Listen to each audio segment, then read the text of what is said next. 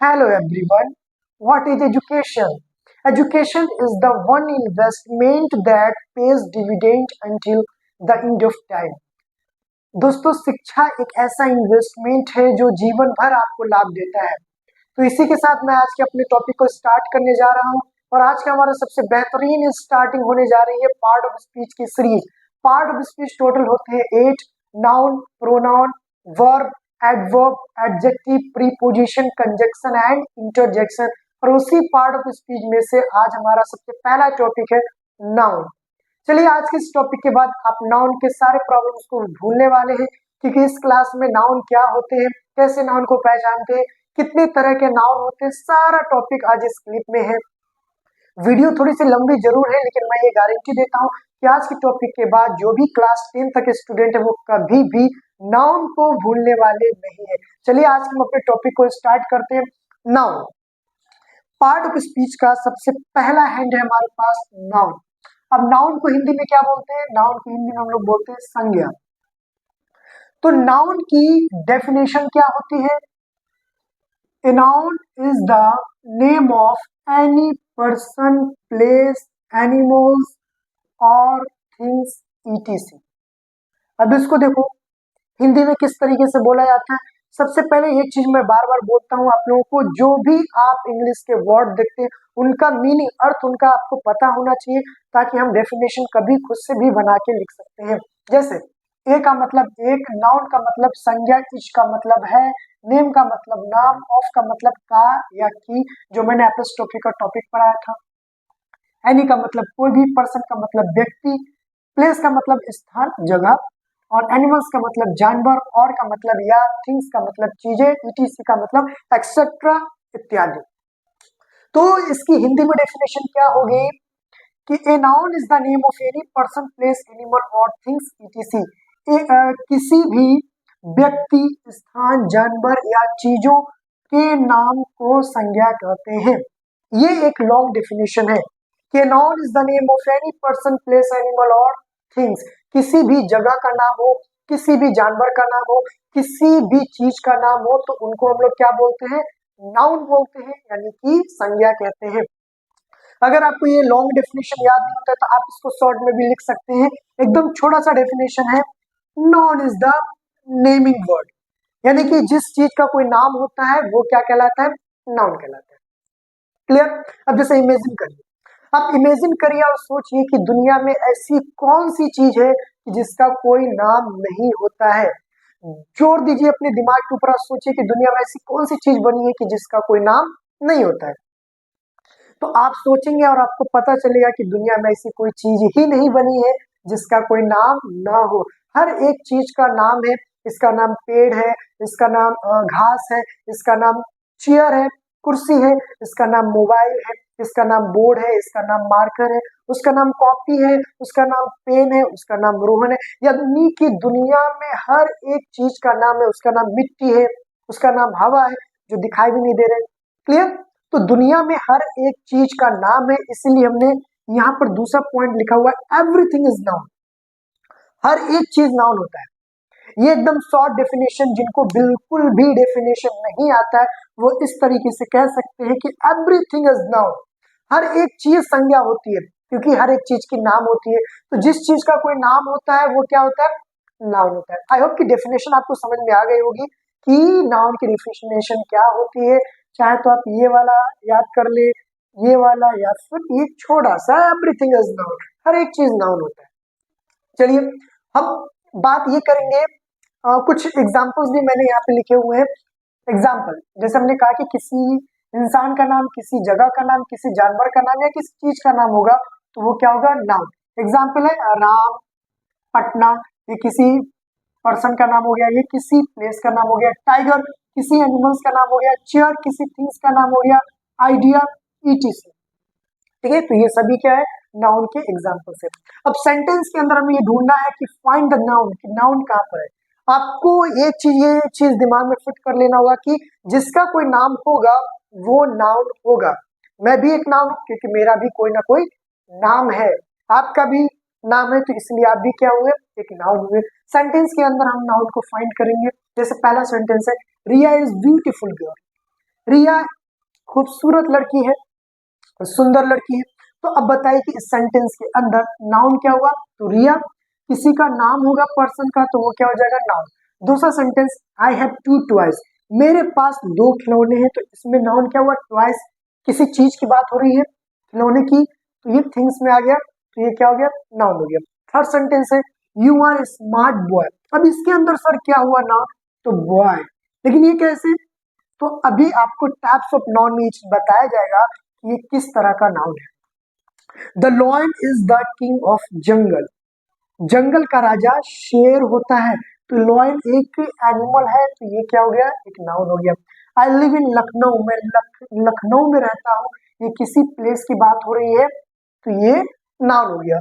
You have an idea, तुम्हारे पास एक विचार है, अब ये विचार मेरे दिमाग में क्या है विचार, तो उसका नाम है विचार, इसलिए वो नाउन है, क्योंकि जिसका कोई नाम होगा वो नाउन होगा। आई एम हैप्पी, मैं बहुत खुश हूँ, आई एम हैप्पी, मैं खुश हूँ, तो उसका नाम है खुश, जो कि दिखाई नहीं दे रहा है, लेकिन वो नाउन है क्योंकि उसका नाम है खुश। तो ये किस तरह के नाउन है, रिया किस तरह का नाउन हुआ, ट्वाइस किस तरह का नाउन हुआ, बॉय किस तरह का नाउन हुआ, ये हमें दिखाई नहीं देते, ये किस तरह के नाउन हुए। तो हम पढ़ेंगे टाइप्स ऑफ नाउन, और उसमें सारे नाउन के टाइप्स को हम लोग क्लियर करेंगे। जब तक आप एक ले लीजिए छोटा सा स्क्रीनशॉट, देन उसके बाद हम बात करेंगे टाइप्स ऑफ नाउन। अब आप ले लीजिए screenshot.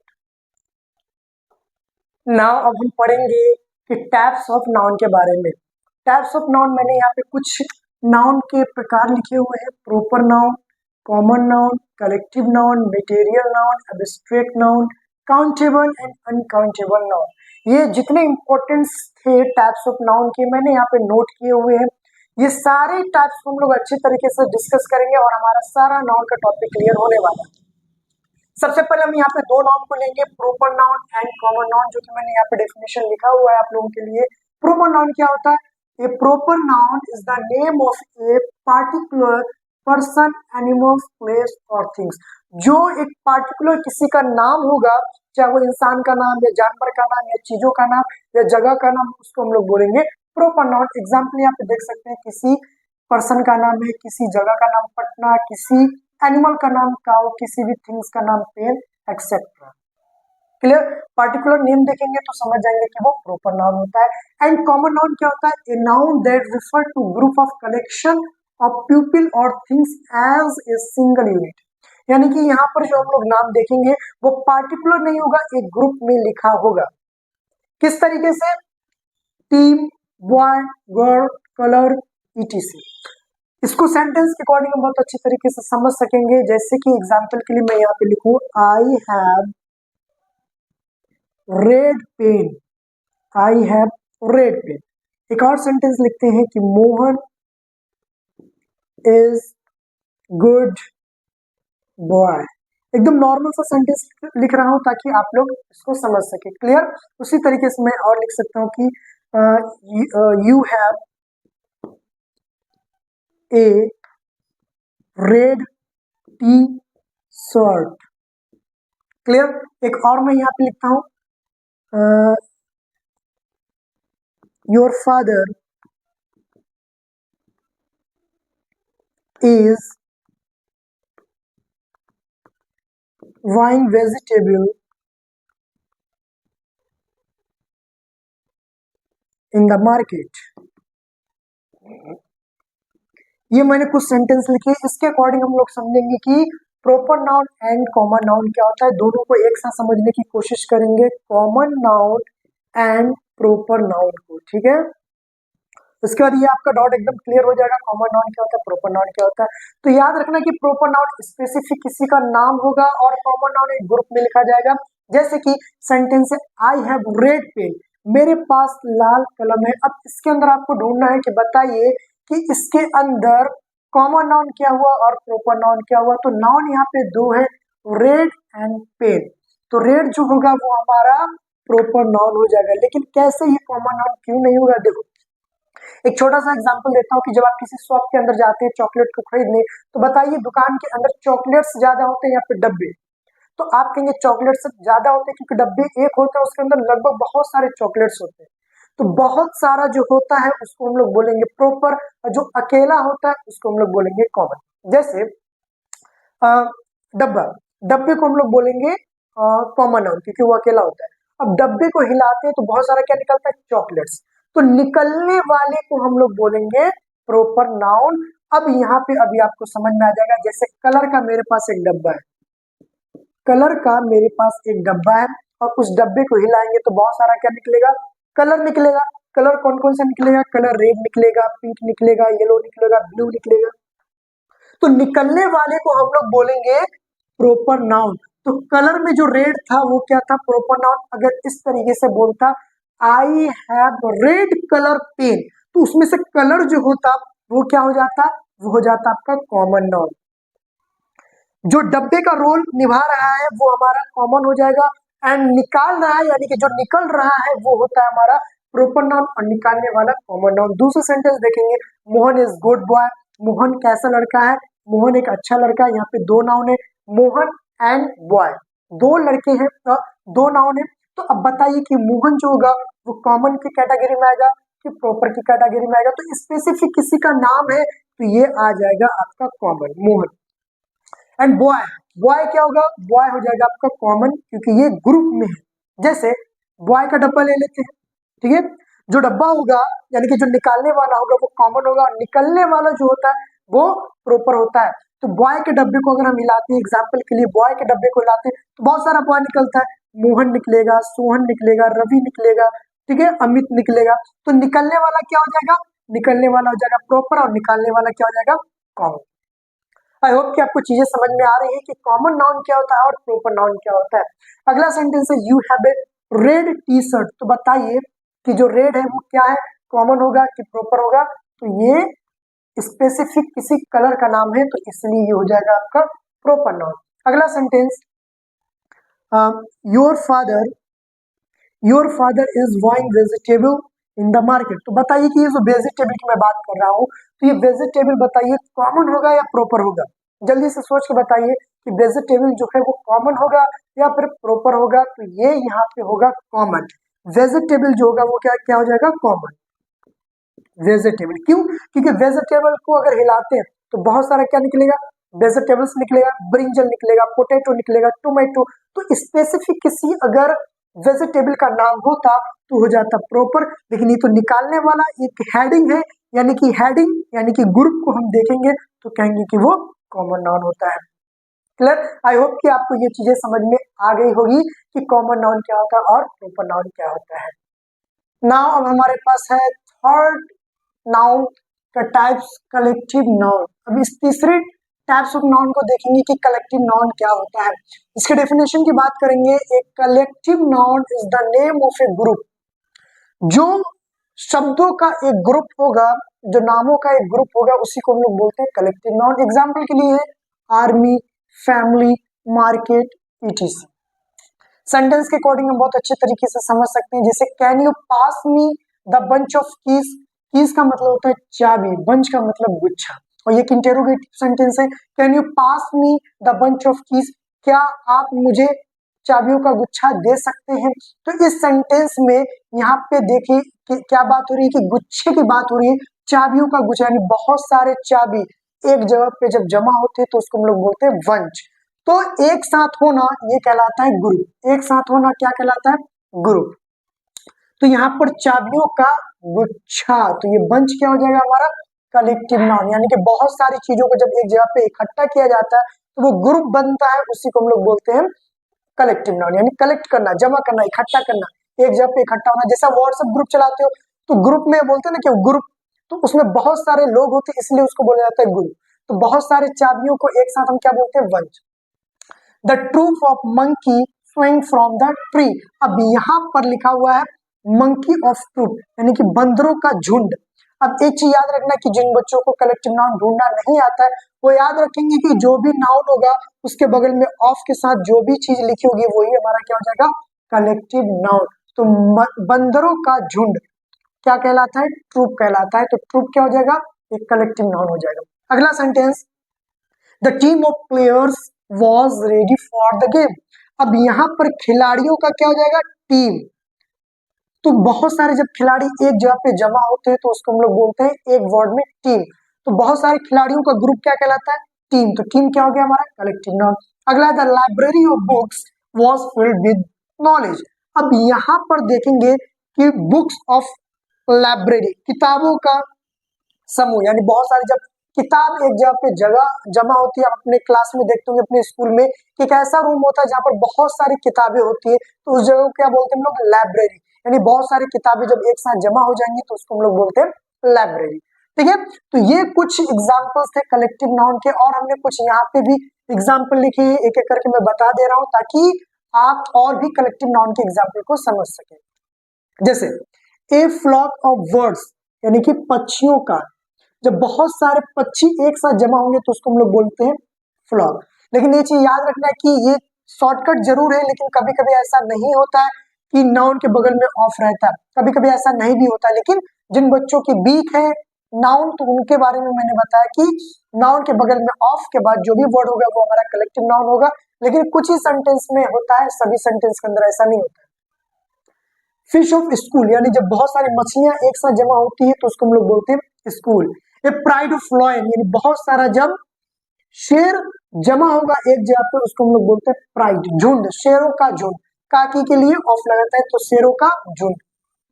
A troop of dancer, ठीक है, जब बहुत सारे नाचने वाले जो डांसर होते हैं वो एक साथ जमा होंगे तो उसको हम लोग बोलेंगे troop. An army of soldier, जब बहुत सारे सोल्जर एक साथ जमा होंगे तो उसको हम लोग बोलेंगे army. A Chuar of singer, जब बहुत सारे गाने वाले जब सिंगर एक साथ जमा होते हैं उसको हम लोग बोलते हैं Chuar. A bucket of flower, जब बहुत सारे फूल एक साथ देखते हो आप तो उसको बोलेंगे हम लोग बकेट।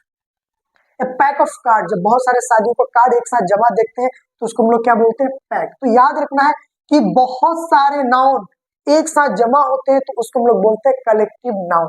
क्लियर? तो जो लॉयन है वो क्या एक नाउन है, तो बहुत सारा लॉयन है, बहुत सारे नाउन जब एक जगह पे जमा हो जाते हैं, इकट्ठे हो जाते हैं तो उसको हम लोग बोलते हैं प्राइड। क्लियर?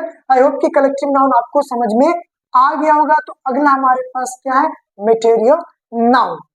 और अभी जो मैंने आप लोगों को ये पढ़ाया था कि प्रॉपर नाउन और कॉमन नाउन क्या होते हैं, तो उसके लिए मैंने यहाँ पे दो एग्जाम्पल लिखे हुए हैं।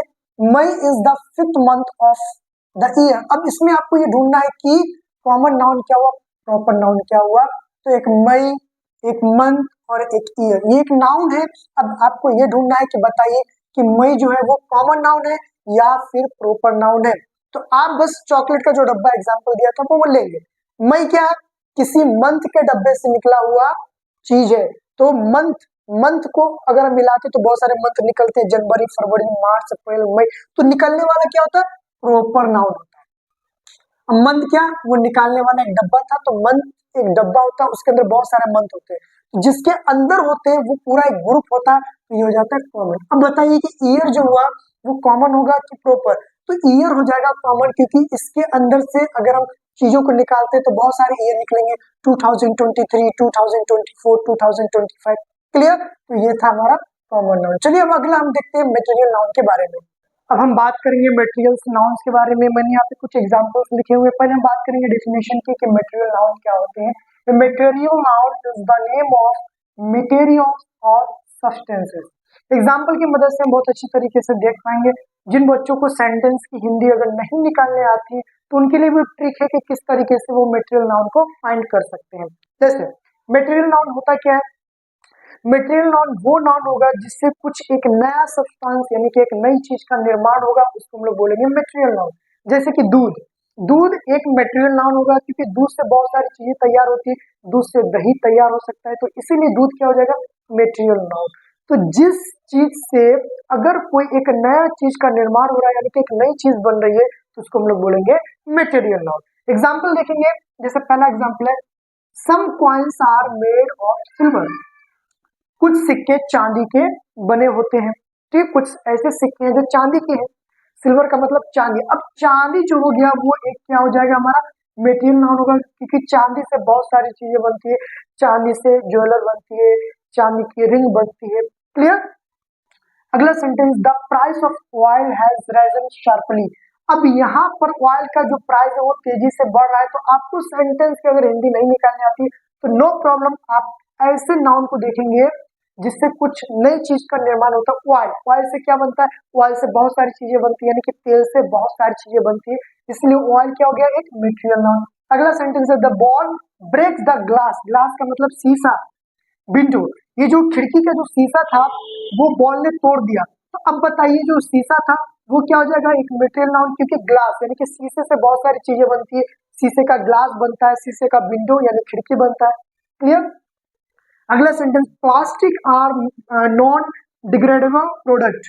तो प्लास्टिक एक हमारा कलेक्टिव नाउन हो जाएगा और मटेरियल नाउन हो जाएगा, क्योंकि प्लास्टिक से बहुत सारी चीजें बनती है। प्लास्टिक का ग्लास होता है, प्लास्टिक का बकेट होता है, बहुत सारी चीजें होती है।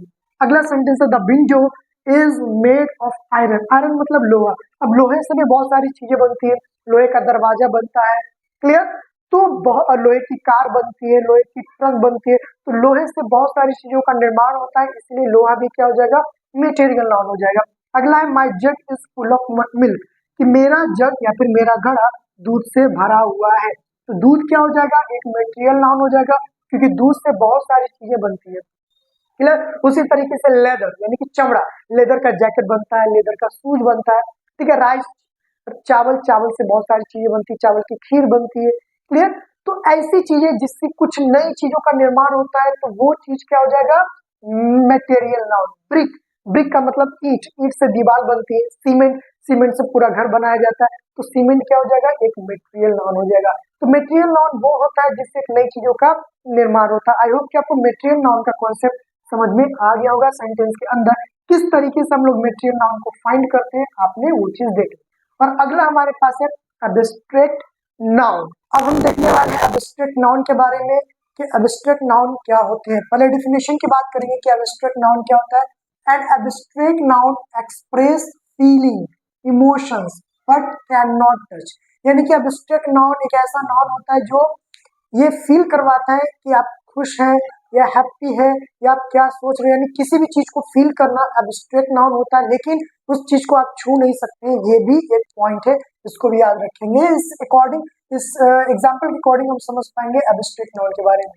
जैसे I love my family very much, मैं अपने परिवार से बहुत ज्यादा प्यार करता हूँ।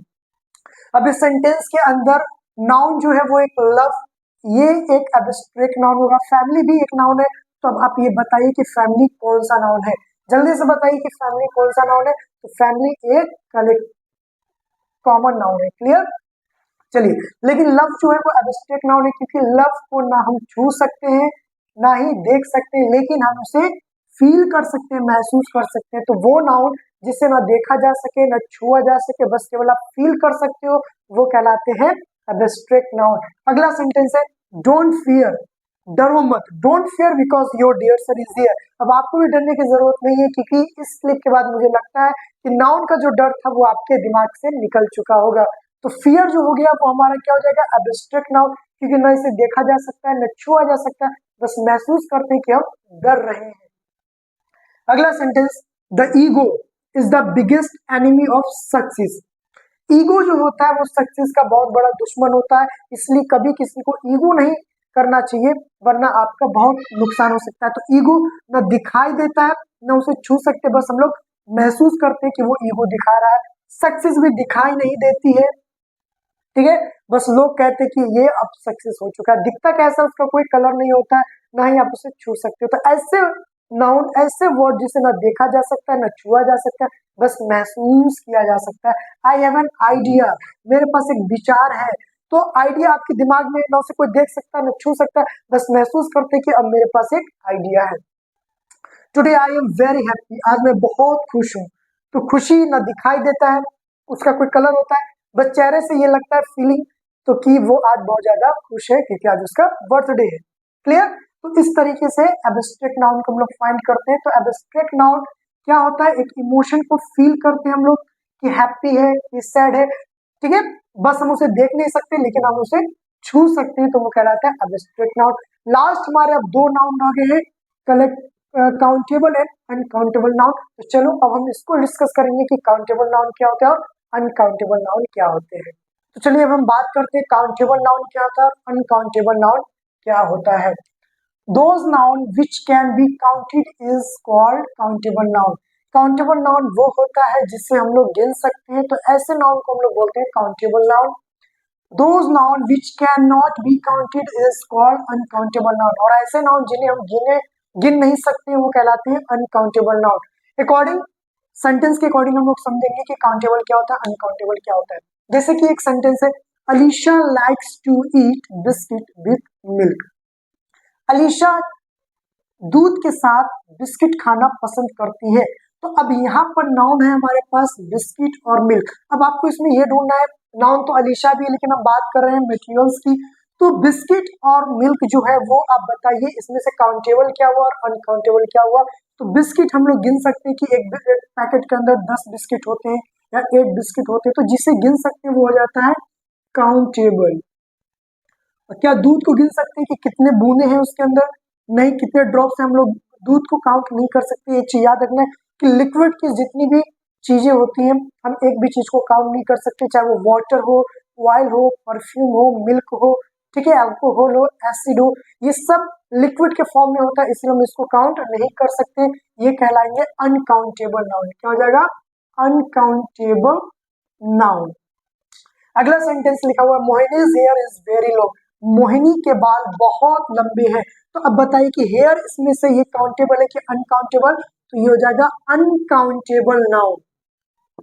अनकाउंटेबल नाउन क्योंकि हेयर, अपने बालों को आप गिन नहीं सकते हो कि कितने बाल हैं। There is too much dust in the air today. आज जो है हवा में बहुत ज्यादा धूल है। तो ये बताइए कि धूल और हवा ये काउंटेबल है कि अनकाउंटेबल? तो ये दोनों के दोनों अनकाउंटेबल है। कितना धूल उड़ रहा है आप उसे गिन नहीं सकते, अनकाउंटेबल नाउन। हवा को भी आप नहीं गिन सकते, अनकाउंटेबल नाउन। अगला सेंटेंस है, Sumit drinks a glass of juice after he wake up. तो वो उठने के बाद क्या करता है अमित? एक ग्लास जूस पीता है। तो बताइए ग्लास और जूस इन दोनों में काउंटेबल क्या हुआ और अनकाउंटेबल क्या हुआ? तो ग्लास को हम लोग काउंट कर सकते हैं, इसलिए हो जाएगा काउंटेबल नाउन। और जूस हमने बताया था कि लिक्विड की जितनी भी चीजें होंगी सारी की सारी अनकाउंटेबल होगा, तो जूस को हम लोग गिन नहीं सकते, इसलिए क्या हो जाएगा? Uncountable noun. क्लियर? तो बस इतना याद रखना कि ऐसे नाउन जिसे हम लोग गिन सकते हैं वो काउंटेबल होता है, और ऐसे नाउन जिसे हम लोग गिन नहीं सकते वो अनकाउंटेबल नाउन होता है। आई होप कि मैंने सारे डाउट्स आपके क्लियर कर दिए होंगे टाइप्स ऑफ नाउन के बारे में। जितने भी नाउन के डाउट थे मैंने सारा डाउट आपका दूर कर दिया। फिर भी अगर कोई प्रॉब्लम आ रही है तो इस कमेंट बॉक्स में अपनी प्रॉब्लम को हम तक पहुंचाइए, मैं आपके लिए क्लिप जरूर बनाऊंगा। क्लियर? मैंने कोशिश की है, वीडियो लंबी हुई है लेकिन मैंने कोशिश किया कम से कम समय में आपको बेहतर नॉलेज दे सकूं नाउन के बारे में, लेकिन फिर भी कोई डाउट है तो अपने डाउट को हम तक पहुंचाए। आई होप कि आपका ये कॉन्सेप्ट क्लियर हो गया होगा। अगर आपको ये वीडियो पसंद आई है तो इस वीडियो को जितना हो सके अपने क्लासमेट को, अपने फ्रेंड्स को शेयर जरूर करेंगे। Thank you very much.